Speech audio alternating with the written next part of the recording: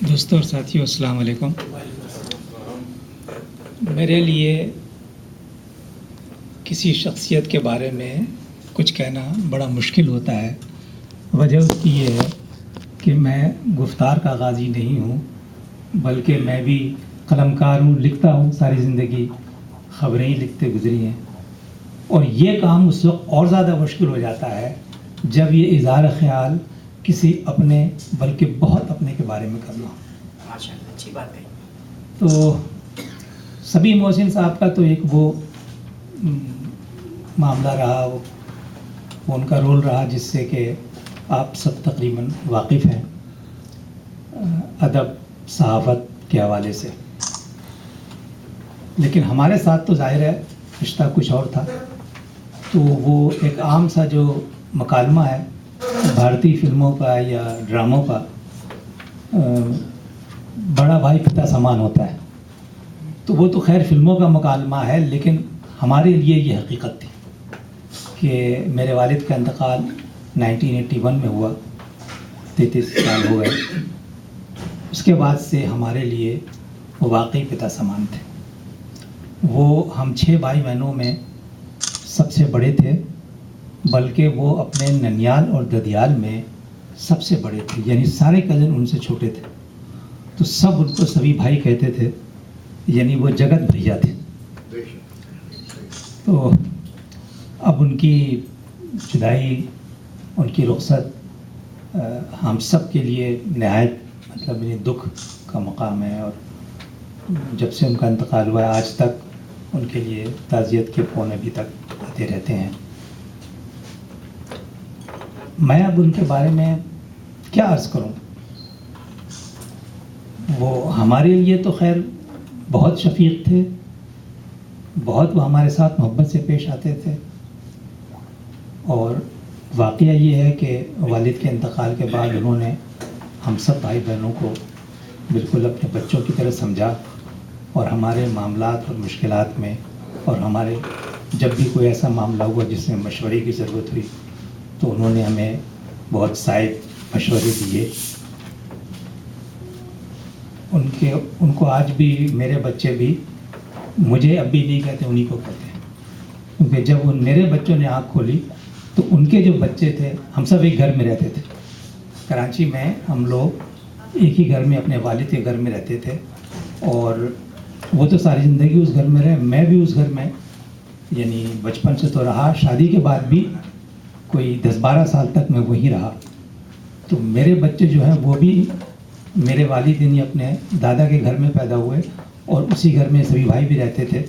سبھی بھائی کے سارے بچے بھی وہ ظاہر وہیں رہتے تھے. تو وہ بچے سبھی بھائی کے ان کو ابی کہتے تھے، تو میرے بچے آج تک ان کو ابی کہتے ہیں. بہرحال ادب کا اور لکھنے کا شوق ان کو اپنی یعنی اسکول کے زمانے سے تھا. 1951 میں انہوں نے NJB سے میٹرک کیا، اور وہ اس زمانے سے شارٹ اسٹوریز اور افسانے لکھا کرتے تھے. اور اس زمانے کا ان کا ایک افسانہ ٹائی کی مصیبت کے نام سے لکھا انہوں نے، جو 1957 میں اسٹیج پر وہ کردار میں اس کو ڈرامائی تشکیل دے کر کے ڈاکٹر لیک نے اس کو پیش کیا. اور اس ڈرامے میں انہوں نے جس کریکٹر کو انٹروڈیوس کرایا بطور ہیروئن، وہ بعد میں پاکستانی فلموں کی بھی مقبول ہیروئن رہی، صابرہ سلطانہ. ان کا سلسلہ اچھا، مگر جیسا کہ آپ سب جانتے ہیں کہ پاکستان، ہندوستان میں اور خاص کر پاکستان میں اور بھی زیادہ پیتھیٹک سچویشن ہے اہل قلم حضرات کی. یعنی آپ اگر قلم سے اپنی روزی کمانا چاہیں تو آلموسٹ ناممکن ہے. آپ کو اگر سروائیو کرنا ہے تو آپ کو کوئی اور پیشہ اختیار کرنا پڑتا ہے. چنانچہ گو کہ بھائی صاحب کا رجحان اپنی طالب علم اسکول کے زمانے سے یہی لکھنے پڑھنے سے تھا، لیکن انہوں نے گریجویشن کرتے ہی انہوں نے سمجھ لیا کہ یہ ذریعہ معاش نہیں ہو سکتا. چنانچہ انہوں نے 1955 میں DJ کالج سے گریجویشن کیا، اور اس کے بعد انہوں نے ریڈیو پاکستان جوائن کر لیا. بدنصیبی ان کی یہ تھی کہ انہیں جاب ملی ریڈیو پاکستان کے شعبہ انجینئرنگ میں، پروگرام میں نہیں. اور جو لوگ سرکاری ملازمتوں میں رہے ہیں یا اس کو قریب سے دیکھا ہے، وہ جانتے ہیں کہ شعبہ انجینئرنگ سے شعبہ پروگرام میں آنا ایسا ہی مشکل ہے جیسے آپ پی آئی اے میں اکاؤنٹس ڈپارٹمنٹ میں کام کرتے ہوں اور اس کے بعد آپ پائلٹ بن جائیں. تو وہ 1955 سے 1971 تک ریڈیو پاکستان کے شعبہ انجینئرنگ میں رہے ریڈیو انجینئر کے طور پہ, اور اس کے بعد ان کو معجزاتی طور پر موقع مل گیا کہ وہ پروگرام سیکشن میں آ گئے اور ڈپٹی کنٹرولر کے طور پہ.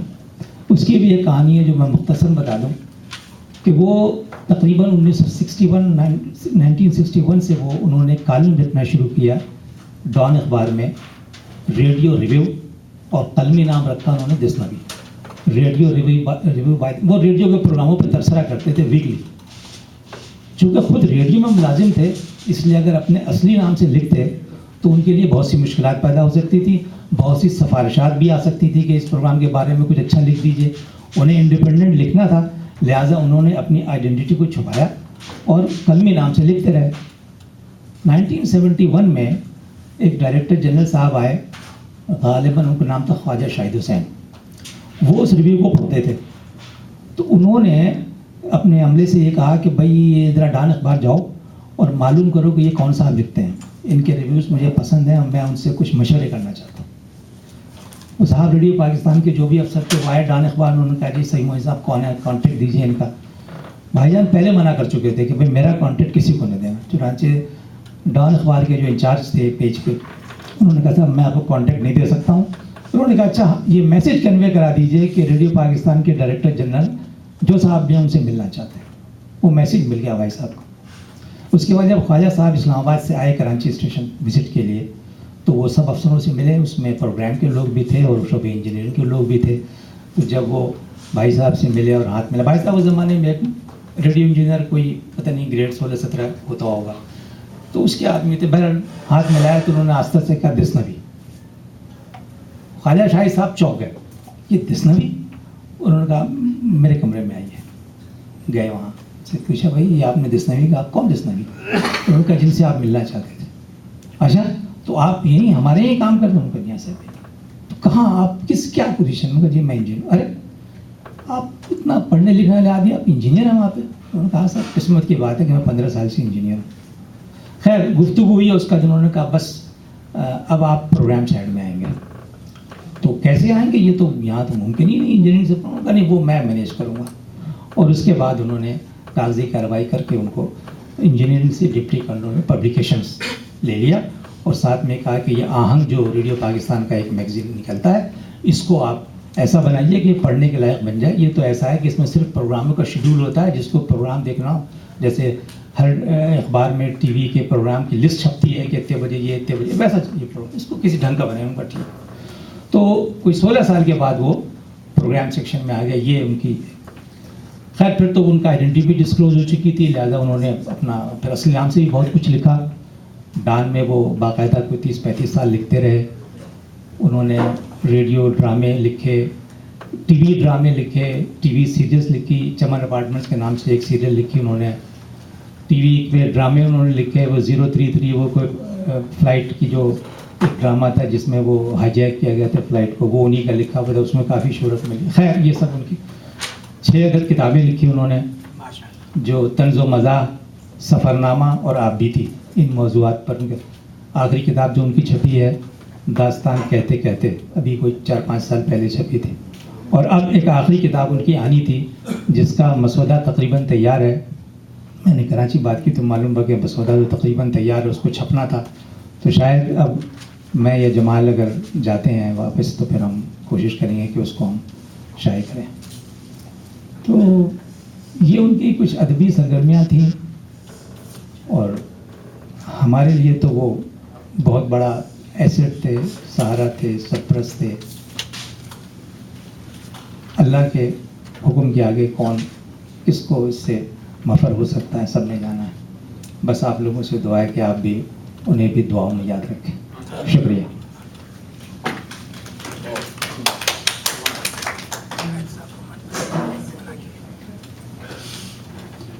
بہت شکریہ افضال محسن صاحب, آپ سبھی محسن کے چھوٹے بھائی. آپ نے ان کے بارے میں ان کی زندگی کے بارے میں وہ باتیں بتائیں کہ جو صرف ایک بھائی بھائی کو جان سکتا ہے. اور اس پروگرام کو جاری رکھتے ہوئے میں فرد ندیم ہمایوں صاحب سے گزارش کروں گا کہ وہ بھی کچھ سبی محسن صاحب کے بارے میں کچھ یعنی ہم لوگوں کو بتانا چاہتے ہیں. فرد ندیم ہمایوں ہمارے امریکہ میں ایک ایسا نام، شاعری کے حوالے سے ایک ایسا نام کہ جن کے بارے میں بغیر کسی یعنی تصدیق کے یا بغیر کسی تنقید کے یہ کہا جا سکتا ہے کہ یہ ایک مستند شاعر ہیں، فرد ندیم ہمایوں صاحب.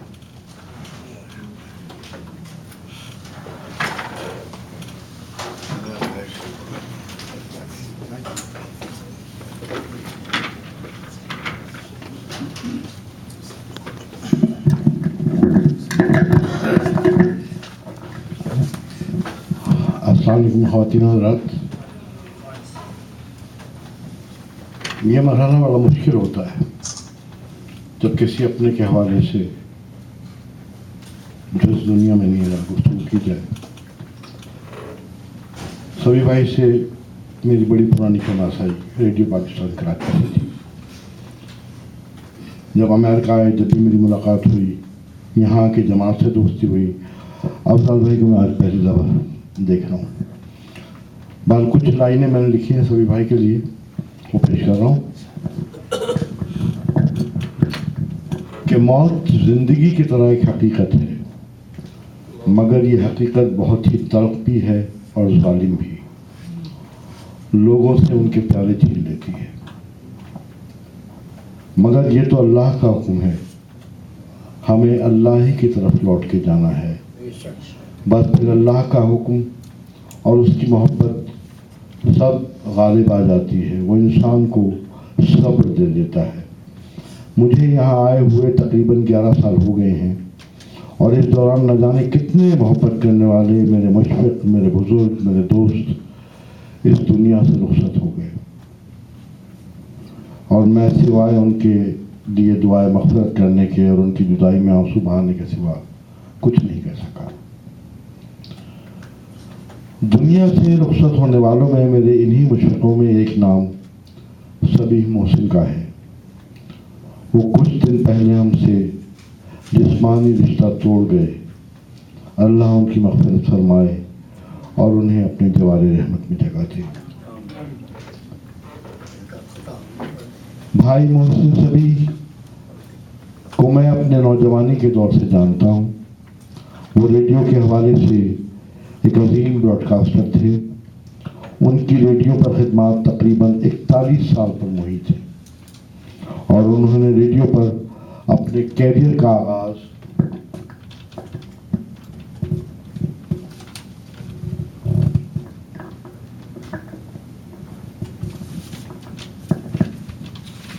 بطور انجینئر کیا تھا. وہ افضال بھائی بتا چکے آپ کو. اپنی محنت اور لگن کے باعث وہ ریڈیو کے کئی عہدوں پہ فائز رہے. ریڈیو کے شعبہ مطبوعات کے سربراہ بنے، ہوم سروس کنٹرولر رہے، پھر بیرونی نشریات کے کنٹرولر رہے، کراچی اسٹیشن کے اسٹیشن ڈائریکٹر بنے، اور بعد ازاں اسلام آباد سے بحث ڈائریکٹر پروگرامز ریٹائر ہوئے. اس دوران انہوں نے کئی ڈرامہ سیریز تحریر کی جو پی ٹی وی سے دکھائی گئیں. ان میں چمن اپارٹمنٹس، دائرے، بات سے بات اور کاسمان، اور ایک طویل دورانیے کا ڈرامہ فلائٹ 033 قابل ذکر ہے. انہوں نے بہت سے انگریزی اور اردو اخبارات میں کالم لکھے، اور ان کی 5 کتابیں اب تک منظر عام پہ آئی ہیں. 6ٹھی کا تذکرہ افضال بھائی نے آپ سے کیا، جو اب انشاءاللہ آ جائے گی. اور آخری کتاب جو ان کی آئی وہ ان کی یادداشتوں پر مشتمل تھی، داستاں کہتے کہتے، جو 2006 میں شائع ہوئی تھی. میرا تعلق ریڈیو سے بہت پرانا ہے. میں مدیر ایشیا ٹریبیون عارف افضال کی طرح ریڈیو کے ریگولر پروگرامز میں شامل نہیں رہا، مگر ریڈیو پہ جو لوگ تھے ان سے میرے قریبی روابط تھے. رضی اختر شوق، قمر علی عباسی، محشر بدایونی، اختر لکھنوی، وہاں آنے والوں میں احمد رشدی مرحوم، مسرور انور، बहुत से लोग इस हवाले से लोगों से मेरी मुलाकातें कभी कभार हो जाती थी।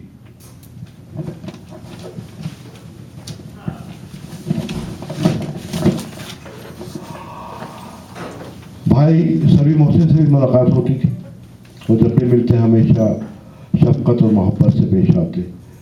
कोई ताल्लुक़ या बराह रास्त राब्ता न होने के बावजूद उनकी शफकत और मोहब्बत का ये आलम था जिसे मैं कभी फरामोश नहीं कर सकता।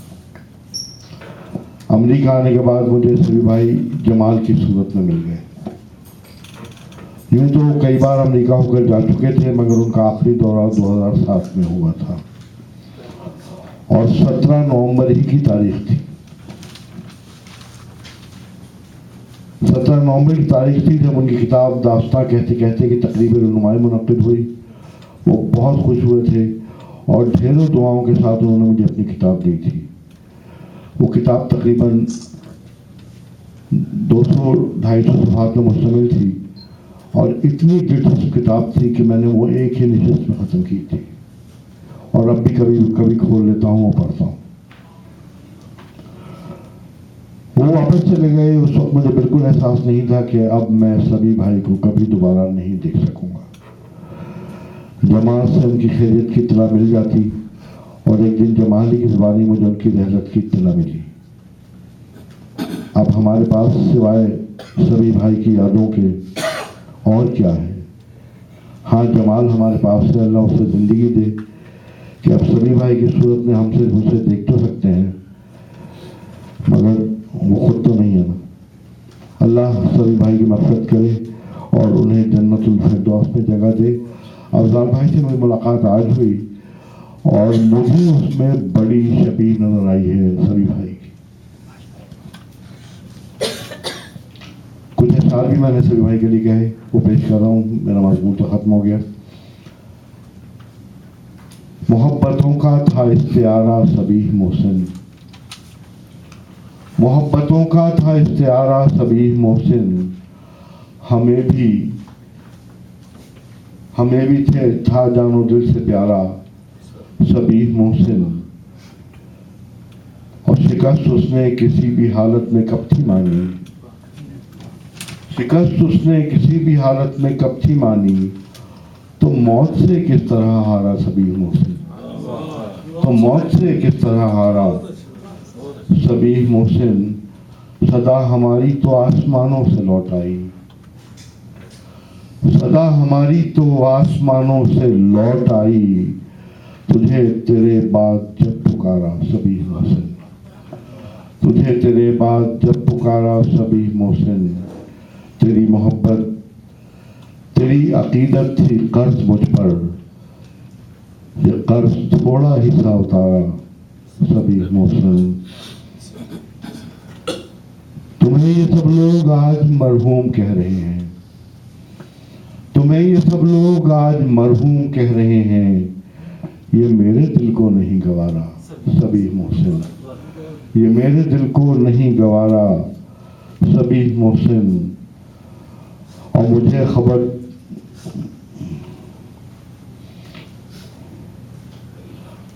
खबर है वो कोई कब था, वो सिर्फ तुम थे। मुझे खबर है वो कोई कब था, वो सिर्फ तुम थे, जो शाम टूटा था एक सितारा सबीह मोहसिन, जो शाम टूटा था एक सितारा और सबीह मोहसिन।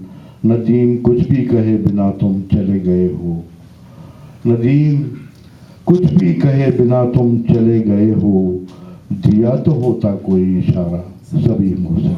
बहुत शुक्रिया। अच्छी बात है।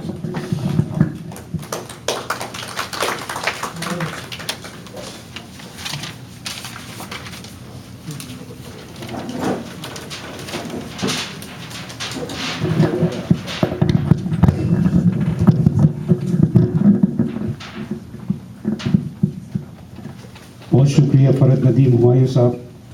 आज की नशिस्त का जो पहला हिस्सा है वो मारूफ ब्रॉडकास्टर, सहाफ़ी और जिन्होंने रेडियो के हवाले से अपनी ज़िंदगी का सुनहरा यानी एक जवानी से बुढ़ापे तक रेडियो को जो तरक्की के मनाजिल उन्होंने दिए اور اس کے علاوہ اگر آپ 15 روزہ آہنگ کی بات کریں تو مدیر اعلیٰ کی حیثیت سے آپ نے